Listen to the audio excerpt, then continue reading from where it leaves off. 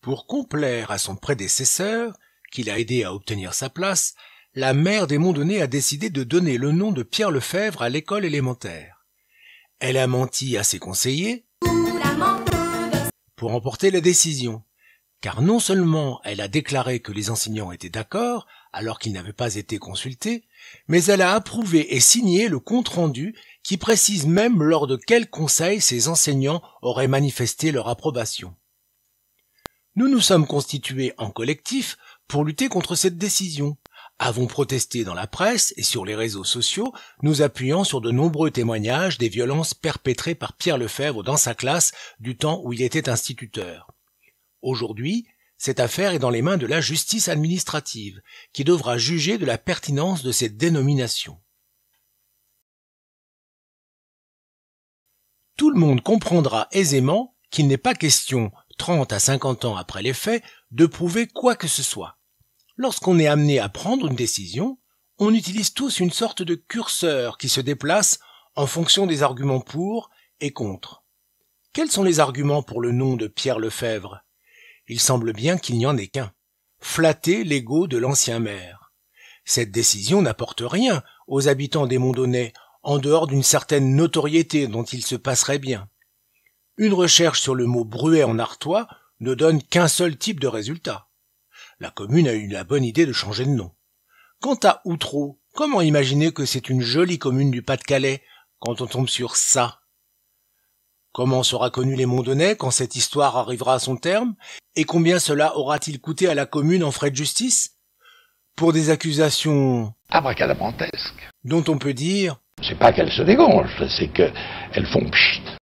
En parlant de justice, comment se défend la commune auprès du tribunal administratif ?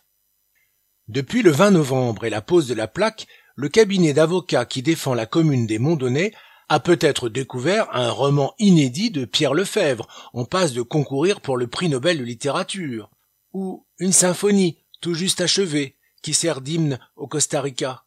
Peut-être Pierre Lefebvre a-t-il caché dans son pavillon une vingtaine d'apostats afghans passibles de la peine de mort dans leur pays ?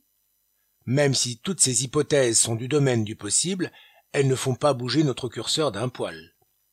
Quant aux nombreux témoignages que nous avons en notre possession, sont-ils contrebalancés par des témoignages positifs ?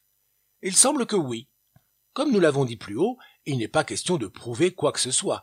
On peut juste s'interroger. Des personnes sont-elles venues spontanément pour défendre leur vieux maître ?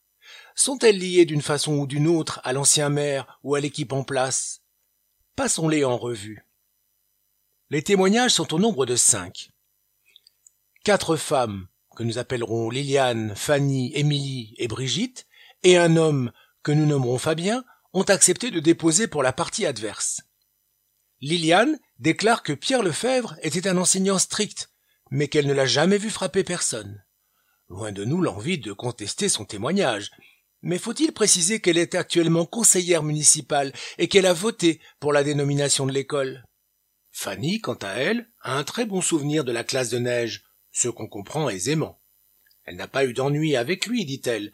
Son témoignage est-il spontané ou a-t-il à voir avec le fait qu'elle est la fille d'un conseiller municipal qui lui aussi a voté pour la dénomination de l'école ? Que dire de Fabien ? Qu'il n'était pas l'élève de Pierre, mais de son épouse, que les 2 classes étaient contiguës, mais que la porte communicante n'était ouverte qu'en l'absence du maître, et les 2 classes sous la surveillance de sa femme. Pour autant, c'est une chance que Fabien ne travaille ni pour la police, ni pour la justice, car ce fils d'un conseiller municipal de Pierre Lefebvre, celui qui, le 20 novembre, immortalisait l'événement en prenant de nombreuses photos, saurait que son témoignage ne vaut rien. Restent nos amies Émilie et Brigitte, toutes les 2 institutrices du temps de Pierre Lefebvre. Brigitte n'est pas rancunière, car elle a passé 43 ans dans l'école, soit 17 ans de plus que Pierre Lefebvre. Elle pourrait, à bon droit, revendiquer que son nom soit au fronton de l'école. Elle préfère affirmer qu'elle n'a jamais rien vu, ni entendu, ce qui ne prouve rien. Elle pense que les parents mécontents auraient pu s'ouvrir à elle si de tels faits avaient eu lieu, oubliant que, pour les parents d'élèves, à l'époque, les enseignants étaient bien les dernières personnes à qui on aurait dit du mal d'un des leurs. Faut-il préciser qu'elle est l'épouse du 3e adjoint, qui a lui aussi voté pour la dénomination de l'école ? Émilie, amie de Brigitte, parle de calomnie à notre rencontre. Peut-être pourrait-elle rencontrer les témoins et victimes qui ont attesté sur l'honneur des violences de Pierre Lefebvre pour leur dire, les yeux dans les yeux, à quel point elle désapprouve leur conduite. Le point commun de tous ces témoignages? Pierre Lefebvre n'a jamais rien fait.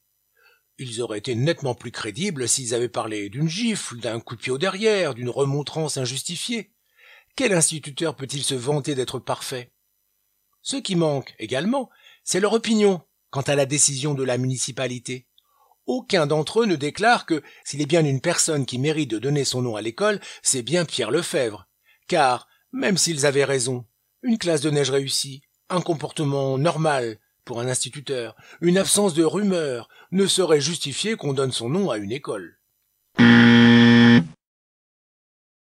N'oubliez pas de laisser un pouce bleu, de nous soutenir en vous abonnant et surtout de signer notre pétition si vous ne l'avez pas encore fait.